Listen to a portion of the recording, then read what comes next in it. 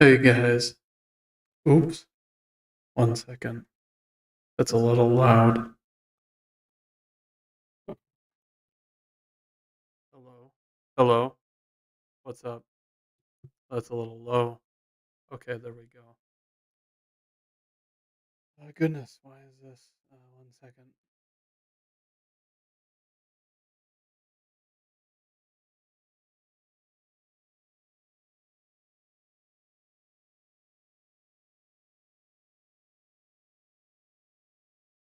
All right.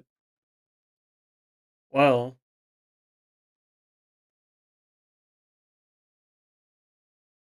um, goodness, welcome you guys to Castcast. If you aren't here because, oh, lo and behold,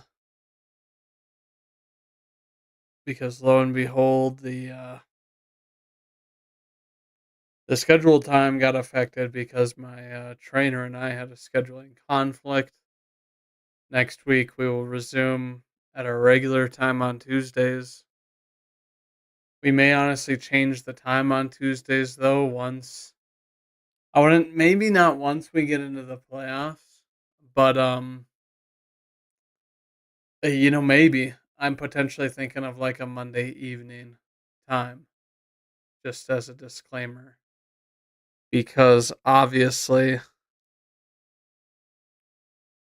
the thing is that during the playoffs we won't have any Monday nights, we won't have any Thursday games. It's going to be Saturday, Sunday, but we'll be covering both, days Saturday and Sunday, like we have, these past couple weeks where they've had Saturday games, obviously. And the same is true for this week where we have a couple of Saturday games. And, you know, pretty much this one, because we don't have a Thursday night game to analyze, this is probably going to be a little bit of a shorter stream, to be honest with you. I don't think there's too much to talk about. I will touch on the Lions call and what I think. Kind of briefly, I think it's kind of been really beaten into the media of what is going on there. Like always, though, I'm gonna do a satirical part where I go into the long story short what I happened in these games. I'm just gonna do it on full cam too.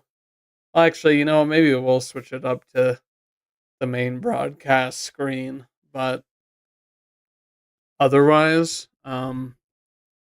let's get into it. Let me switch here and then we'll do my little tidbit. So keep in mind I'll be recording during this, and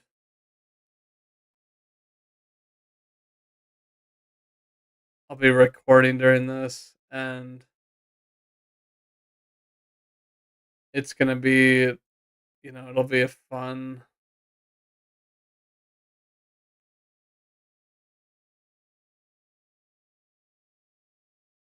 it'll be a fun thing, you know, that we that I'm gonna do here. I'm just trying to get all these autoplay, make sure that none of this is on. Oh, this is the home. Okay, so we'll start with this. Long story short, I'll say this. We just proved that the Cowboys are susceptible at home. Oh, let me start over. I wasn't even recording. Um, hey guys, and welcome to another edition of Satirical Reactions. We will start off with the Lions and the Cowboys today, where, oh hey, who cares who's playing? Let's just have the refs call the game. Boy, oh boy, can we ever be so wrong as to think that they can actually. Wait a minute.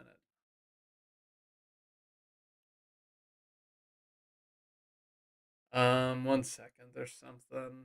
God darn it. Why is this happening?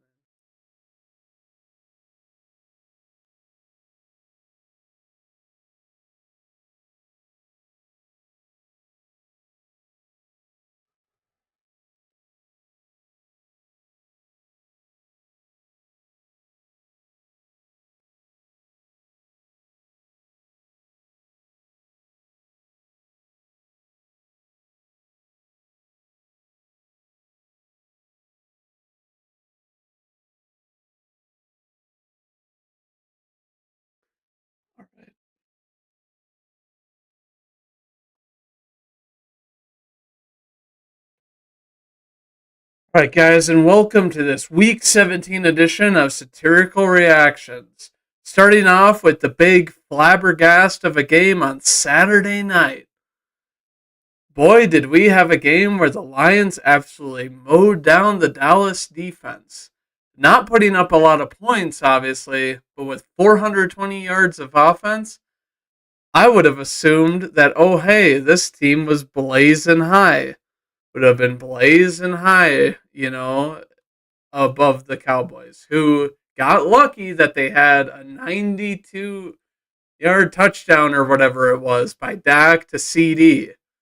Very, very unfortunate. But why do we even have these teams play? We might as well just have the refs be like, oh, yeah, no, this is Jimmy Johnson night. This is, the night where we're celebrating him as a coach. We just have to throw the game to the Cowboys. What the flickety do? Ravens Dolphins. If we thought the Dolphins were going to become legit after they beat their NFC counterpart in the Cowboys, you were dead wrong. Baltimore not even running it very much, but Lamar Jackson airing it out and completely carving up this Dolphin defense. We're sad to say that Bradley Chubb looks like he's going to be out for the rest of the season. But hey, was him playing this entire game really have affected the score too much? I doubt it.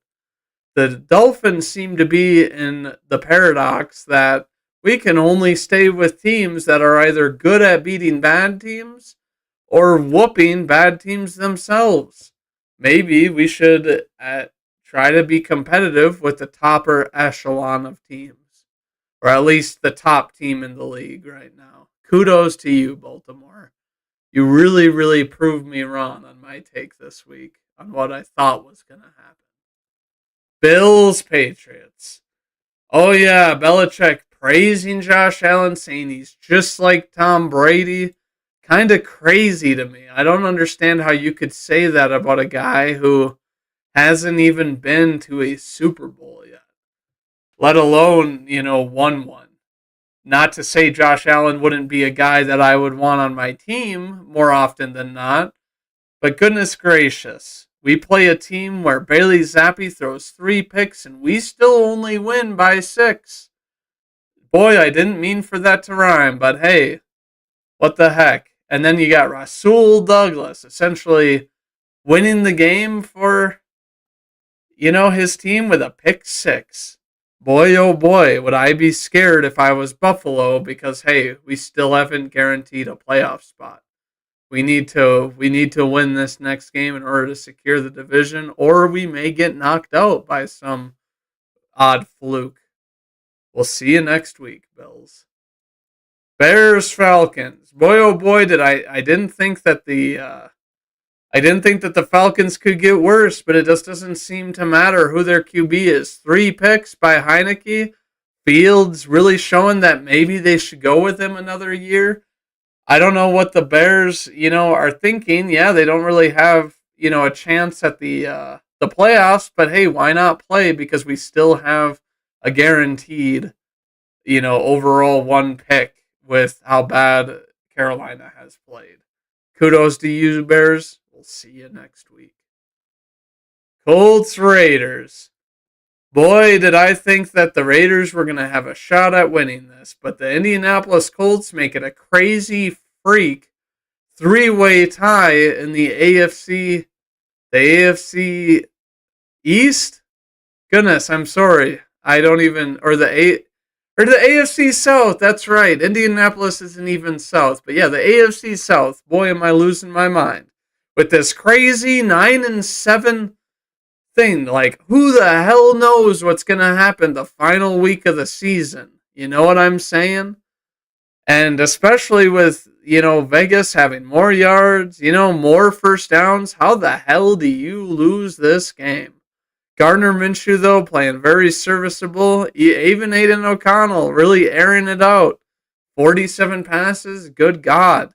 It's a good thing that he didn't throw a pick, honestly, even though he's probably not the guy next year. Who the heck knows? Jaguars, Panthers. Boy, I thought the Jaguars, would have looked bad, but hey, they decided not to play Trevor Lawrence and they play CJ Beathard, and boy, does he come out and he plays serviceably like a backup should. ETN doing a good job and Evan Ingram doing a good job, but overall, kind of just one of those games where the 2-13 Panthers come into this game. Really, I thought they'd put up more of a fight after putting up 30 against my Packers. But hey, everyone has off games. But for the Panthers, their off game is a regular day at the office for them. Kudos to you, Panthers. And good job, Jacksonville, for turning it around. Because this was on the precipice of being a must win in terms of morale or panic mode for Jacksonville. Texans Titans. I thought this game would be so much closer after the last meeting. But guess what? We got CJ Stroud back and Will Levis isn't playing, so we get the Ryan Tannehill, who, not going to lie, has a very good completion percentage, but otherwise nothing flashy. No run game, no throwing game really to speak of. And CJ Stroud, Singletary, and Nico Collins are back at it again. What a lovely reunion this is for, CJ Stroud and the Texans in his first game back, that they're able to come away with a win and keep the playoff hunt alive. Rams Giants. I thought that the red hot Rams were going to steamroll the Giants. But hey, guess what? Tyrod Taylor comes out and he looks like, hey, he should be a starter almost against this pretty good Rams defense. Even Stafford, it's like 2 picks. Oh boy, that's a little scary. Even though I would say the Giants defense is their strength. But yeah, thank goodness you had a good running game with Williams here. And Puka, another amazing game from him. Goodness, I think it's almost nearly a lock for Rookie of the Year between him and Stroud. I wouldn't argue or say anybody else probably at this point. Moving on to Cardinals Eagles. Boy, oh boy, whoever knew a Cardinal could take on an Eagle? What in the flippity heck? Looking at this, oh boy, we've got, these fat numbers saying, oh yeah, they're going to win. Yeah, they're going to win. At only one point did you have it where it's like, oh yeah, no, we have a 54% shot, until late in the game where it's like, boy, oh boy, what the hell? Philadelphia really has to figure out their passing defense and their run defense. I don't understand with how much talent how you can be blown out so friggin' hard. Their defensive coach should get fired before the offseason. At this point, it can't get much worse. What in the flippity heck is happening? And then Jalen Hurts, not even throwing for 200. And Swift, not 100 yards. A.J. Brown, what is wrong with this offense? They just need to relax and play their game, because we saw it last week at the end of the game where Hurts, oh yeah, he's looking like the MVP caliber quarterback we all know and love. But it's like every single game it is off and on for the Eagles, which won't fly, no pun intended, in the playoffs. Saints Buccaneers. Boy, did I not think that the Buccaneers would just be completely snuffed out with their momentum going into this game. You have New Orleans coming in, which is, in a must-win game in a tight NFC for this division and for the bottom tiers, and New Orleans really has their backup against the wall. Not being able to have a tiebreaker over the Packers, who are also contending for a spot. Not being able to, put up good games every single game. And it's like, even looking at this, I don't really see much promise besides Jay Johnson. And it's like, not that many yards from Carr, good completion percentage, and not very much rushing from Jamal Williams. I'm sorry, buddy. I still love you. Baker Mayfield throwing for 300 yards, but still only putting up 13 points.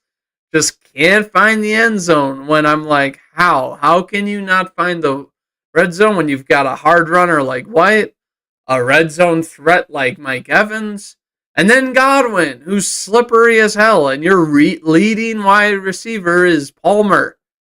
Who's heard of this guy? No offense. But hey, New Orleans, you kept your playoff hopes alive. And who the heck knows going into this final week who's going to win this division? Just like the AFC South, like the South is weak this year. AFC and NFC, they're weaker divisions. Who the heck knows what's happening? Moving on to 49ers Commanders. They were saying, oh yeah, here's Purdy. He's looking great after the stomping last week. Granted, he's going up against a very weak Commander defense. Ayuk career day. Elijah Mitchell good day. And all around a good game. Overall, I would kind of expect them to have scored more, but hey, they handled business against Washington. So they don't have to go into panic mode, and they are still competing for the 1 seed in the NFC. Moving on to Steelers Seahawks. It would be in poor taste for me to lie and say I wasn't rooting for the Steelers on this one, as we needed the Seahawks to lose one of their final 2 games in order for my Packers to have an in. But goodness gracious, it was a tight, close game. I didn't really feel like either team played too bad. Mason Rudolph continued to play like the veteran he is. No touchdowns, but good overall, passing support to a dominant run game. George Pickens, oh boy. If someone lit a fire under him with those blocking comments and whatever else, and he's just like, yeah, I'm just going to put up 100 every game to close the season, and everyone will shut up about me. Geno Smith playing well. I still don't think he's the guy. Who the heck knows what Seattle's going to do in the offseason.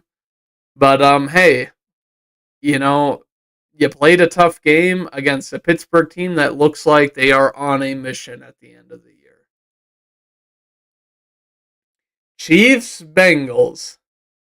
Boy, oh boy, did I think that, the Chiefs, I wouldn't say they eked out, but seeing this passing percentage just from Mahomes brings joy to my face. Not that I'm a huge Mahomes fan, but there couldn't have been an insane amount of drop balls this game, if you know what I mean. Isaiah Pacheco just running over people like he does. Rashee Rice, oh man, this little burst honey badger that they have. And then poor Cincinnati. Still able to make the playoffs, I'm pretty sure, but it's awfully tight. Jamar Chase coming back, but not really having an impact. Browning having an okay game, pretty average. Mixon, 21 carries. I'd expect more than 65 yards. That's all I'm going to say. Broncos Chargers. Easton Stick versus Stidham. Now, I fully expected Denver to win this. I didn't expect it to be so close, in all honesty.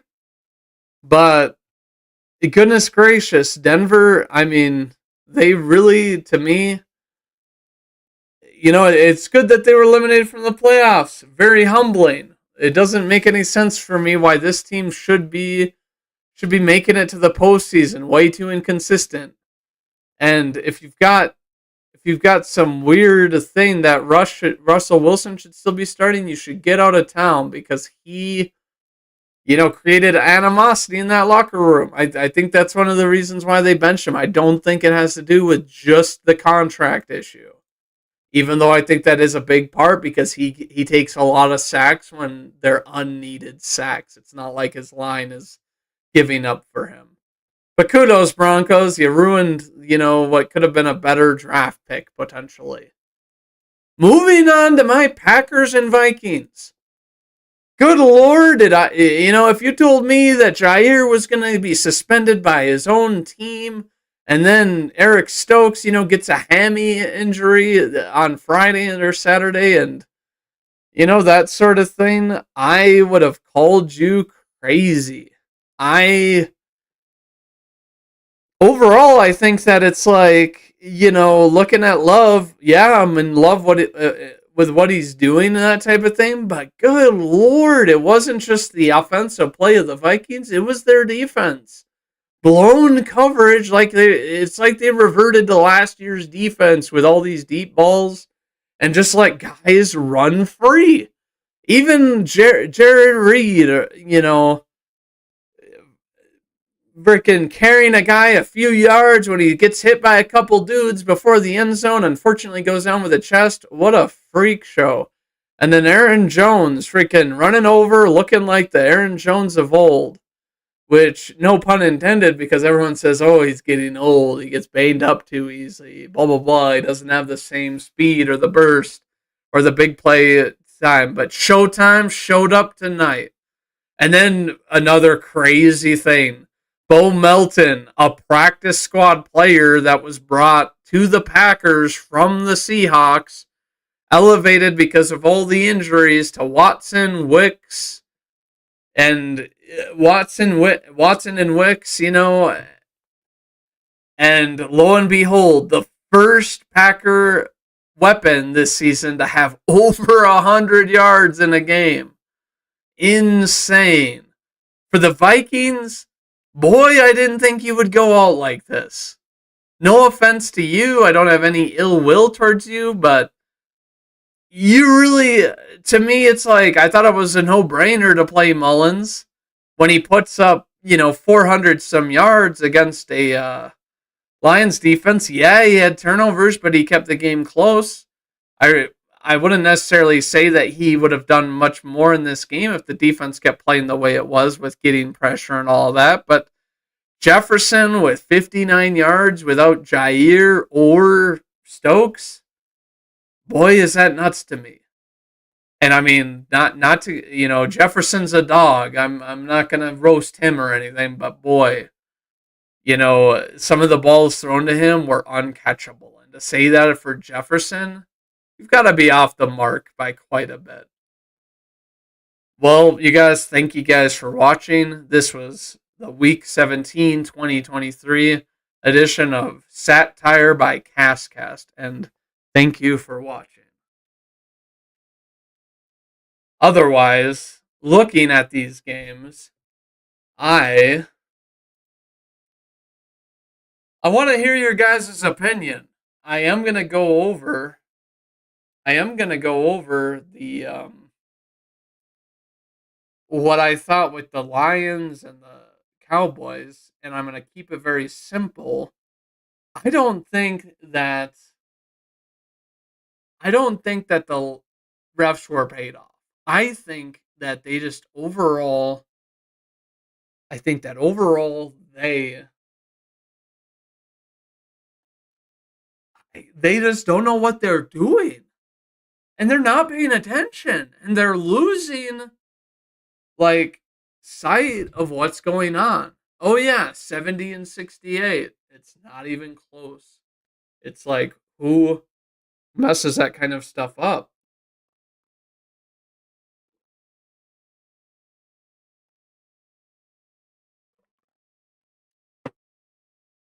Overall, you know what I think the league should have done in a situation like that?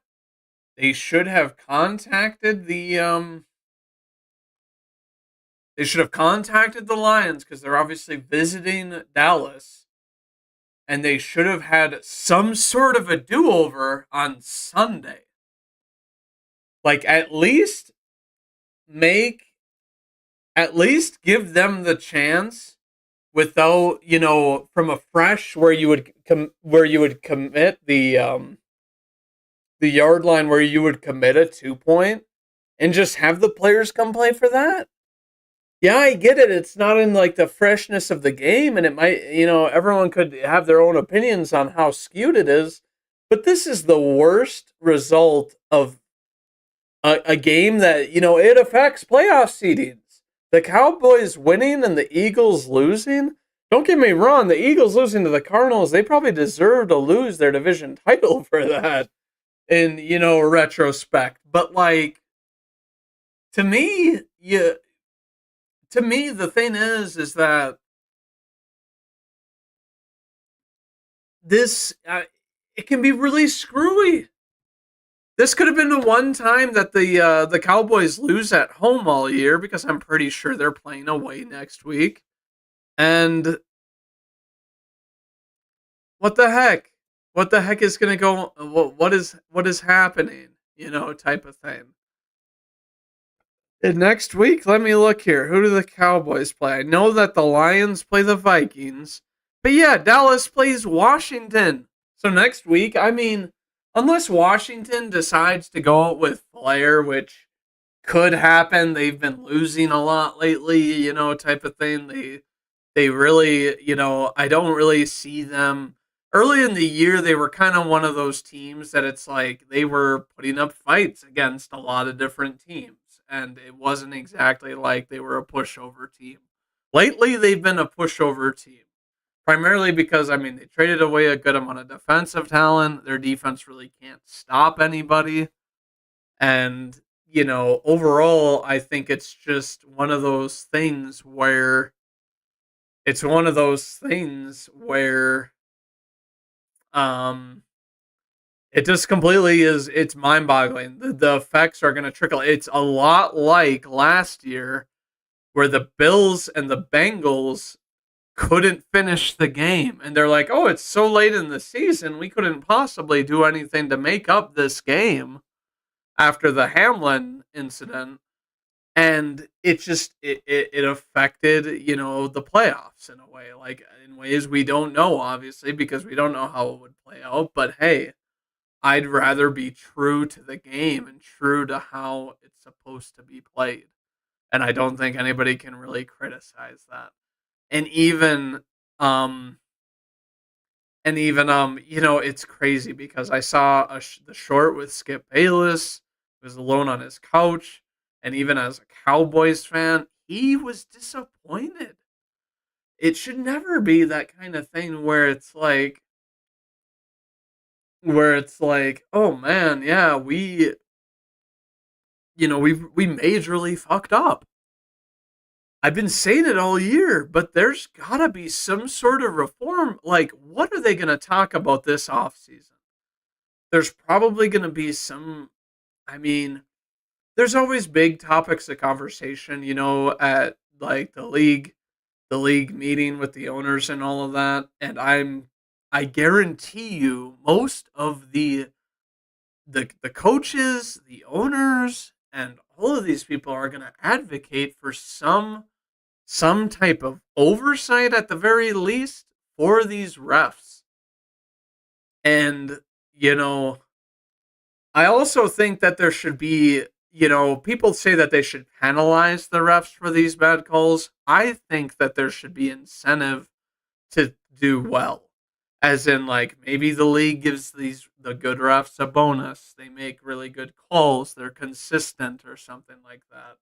Where it's like, oh, you have a review team that's, maybe it's New York or maybe something where they eventually they can essentially, because they have every game off, they have all these guys looking at their eye in the sky like Big Brother. Why not make it? I mean, it kind of makes the refs look like idiots, but if you're not gonna like pay these refs to the point where they're gonna know the game back and forth because it's their profession and they're able to do really well, because I mean, I think even, I mean, I remember last year all these iffy calls and all that in the playoffs, and Pat McAfee went on a rant, and he doesn't really, I mean, to me, he doesn't really explode or anything like that in terms of, uh, he doesn't really explode in terms of,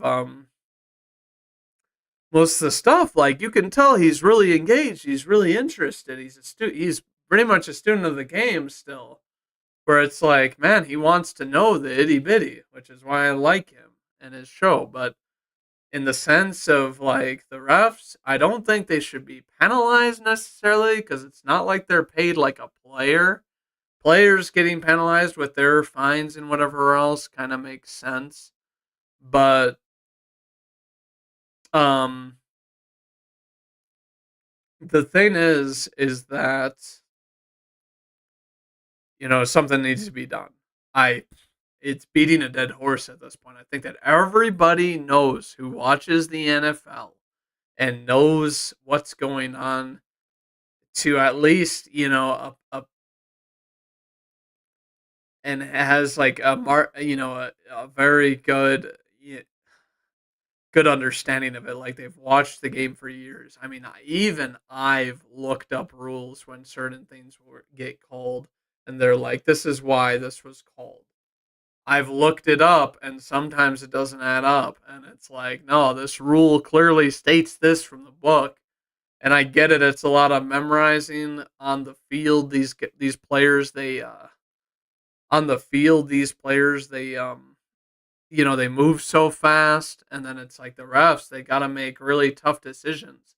I do think this year, one thing I'll say that I think has been handled a lot better is that pass interference calls have been somewhat, handled better, because in the past ton there was a ton of like, oh, the players that, get it, that, get interfered with. Sometimes they would just throw a big enough fit, and it's like, oh, they're a big enough name that, oh, you throw the flag, and it's like the crowd cheers, and yeah, it's going to raise ratings.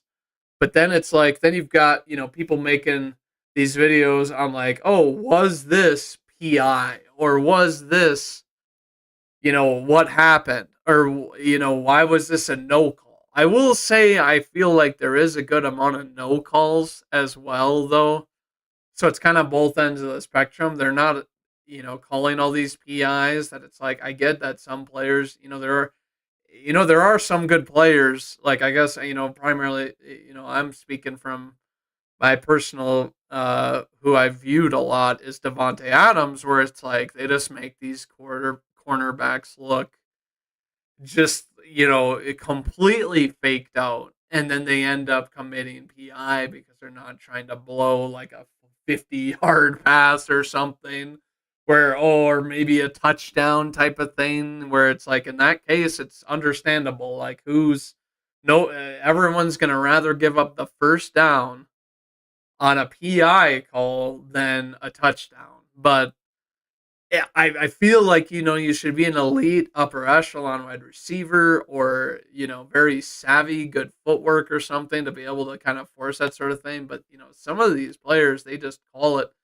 and they'll be fighting with the cornerback as well, which I like that, in that aspect, it's become kind of a scrappier game with wide receivers and cornerbacks. Like, let them play against each other, let them battle, and let the best man win. Ultimately, if the ball is catchable, it's just like, you know, I think in the past there was a little bit, too much of like, oh, it gives the wide receiver the benefit of the doubt, but they seem to have like maybe a little bit of a middle ground this year, where it's like the league. I mean, a majority of these refs aren't just calling all these willy nilly ones, and it has to be something.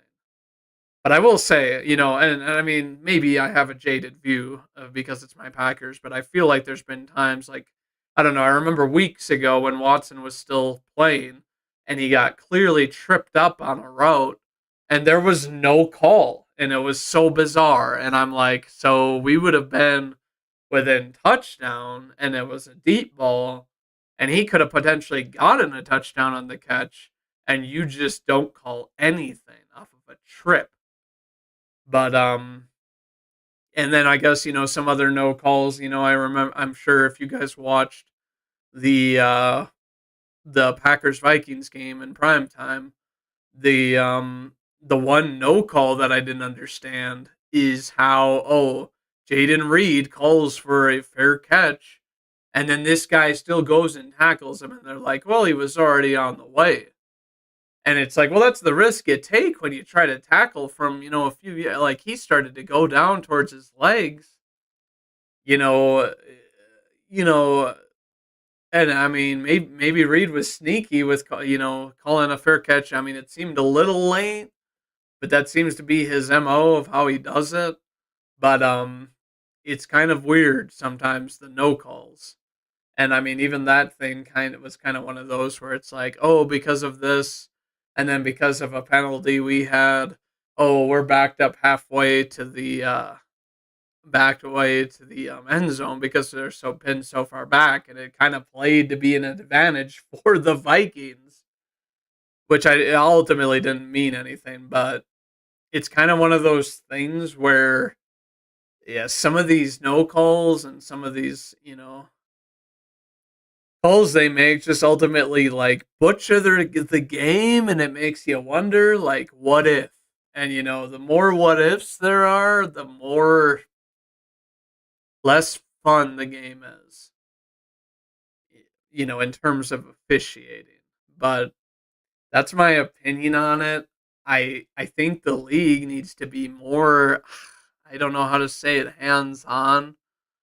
But it's like, yeah, they even brought up sports betting, involved with it, and it's like this seems to have been happening with more sports betting. I mean, if these refs are sports betting, and then they're rigging these games or whatever else, I mean, that would be insane to me.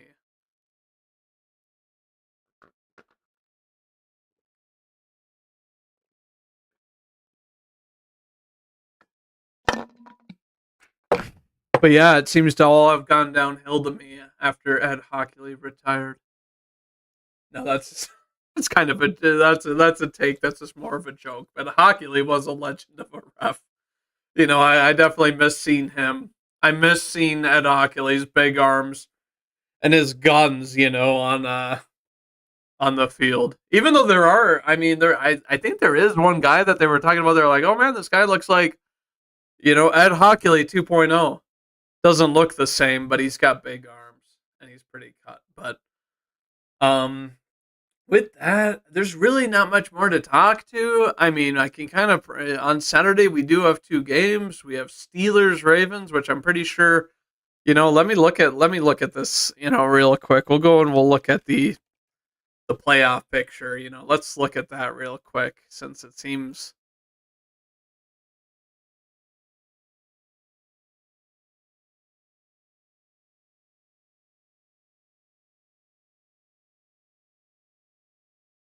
Oh my God, what is going on?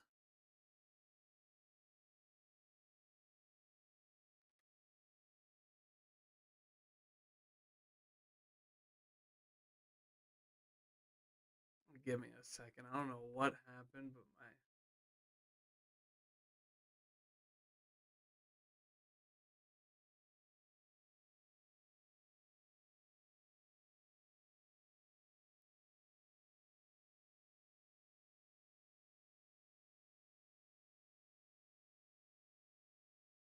So looking at the playoff picture, we have. I mean, in the NFC, we do have five teams are locked in, and then in the AFC, there's still only four teams locked in, and one division, and then two wild card spots because we have the Browns obviously with 11-5, who obviously they can't win the division in this coming week.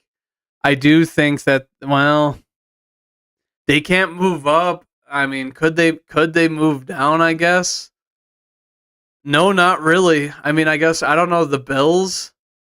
The Bills are 10-6, the Browns are 11-5, and the Bills oh, they haven't updated this unfortunately, but they haven't updated who they play next week, I guess, in this. But on the bubble for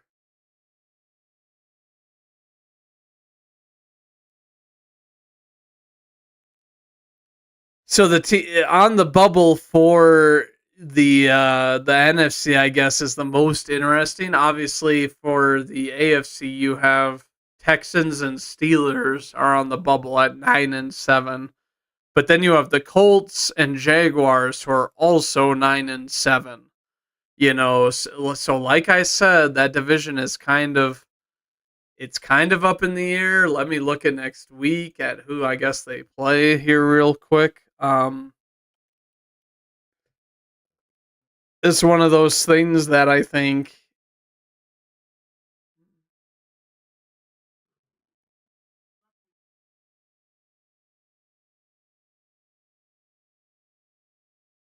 So we know Steelers play the Ravens. It's actually Texans and Colts.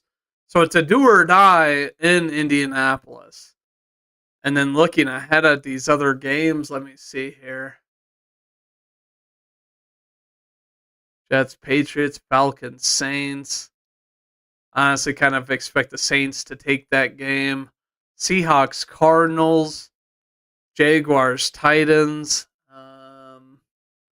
Yeah, the Jaguars play the Titans, and I mean the thing is if I kind of feel like Will Levis will play. They obviously want to have him on the field to kind of get a feel for him and for him to get more reps. And obviously, this is the last game of the season for the Titans. But he brings an electricity to that team and a competitive nature.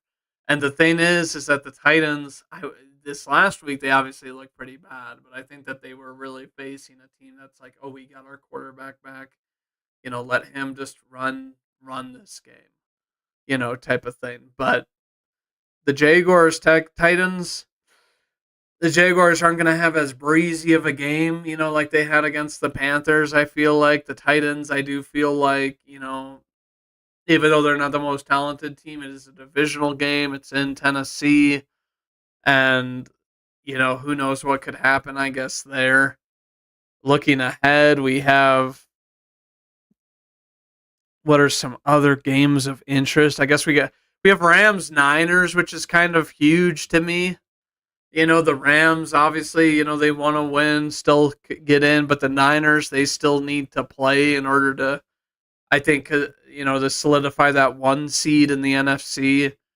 Cowboys Commanders, we've kind of talked about that, but Bills Dolphins is kind of the big game where it's like the Bills can take the division if they win. It is in Miami, but that's the night game. Why do I feel like I missed a game of like a team that I wanted to? Falcons, Saints.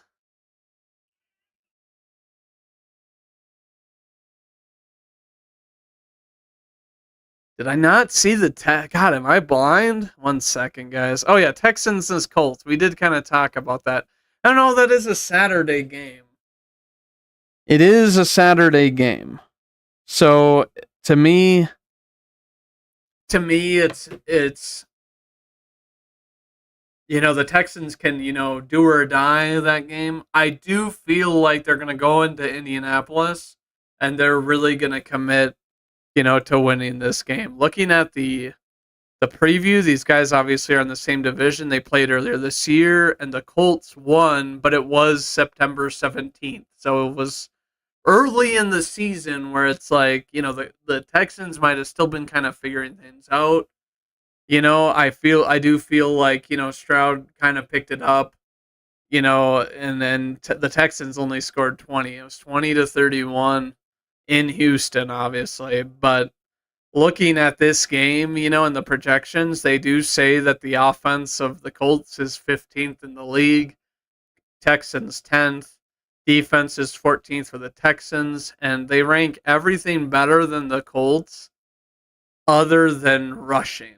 The Colts are 13th in rushing in the league, and I do think this is going to be a very scrappy game. It's win or go home more than likely. I'm pretty sure both these teams can't make it in a stacked AFC, but crazy game to think about, I guess.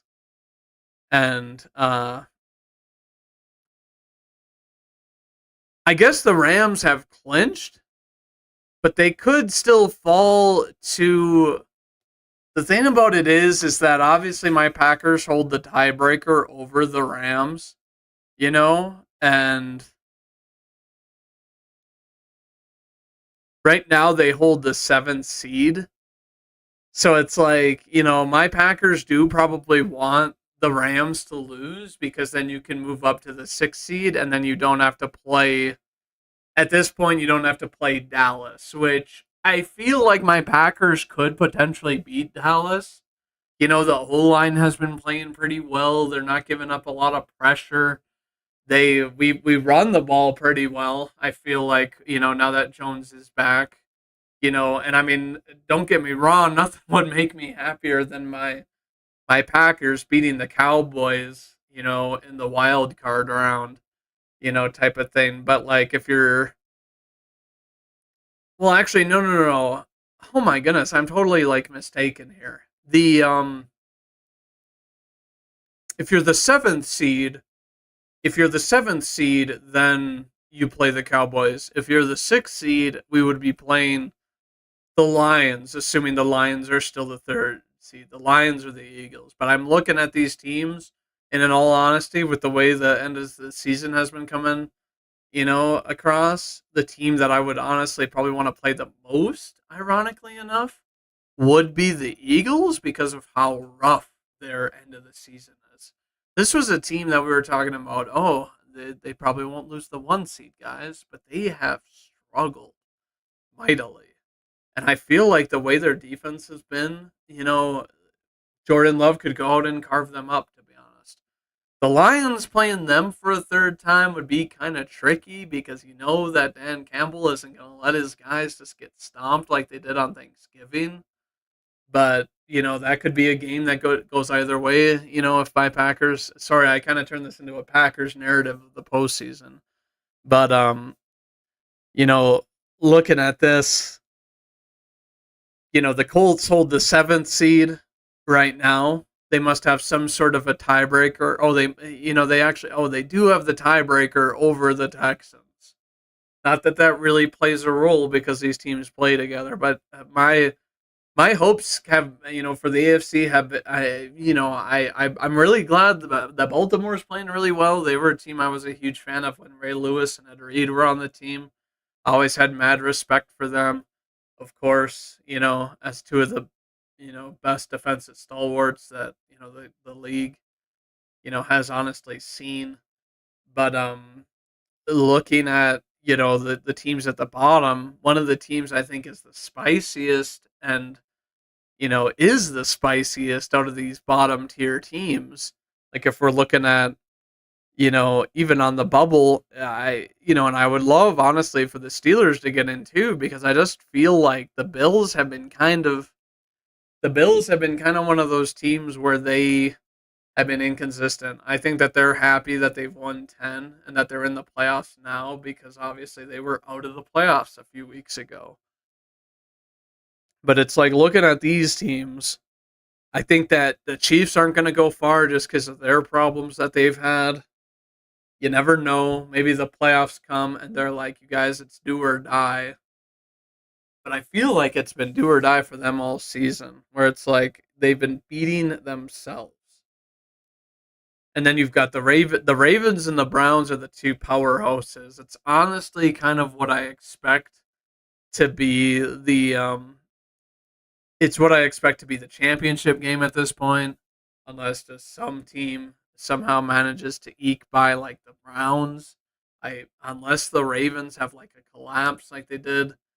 I mean the Browns obviously beat the Ravens in like an absolute shootout, but looking at these teams, I don't think the Jaguars going anywhere. The Bills, they could if they can play to their potential, but it's just too off and on.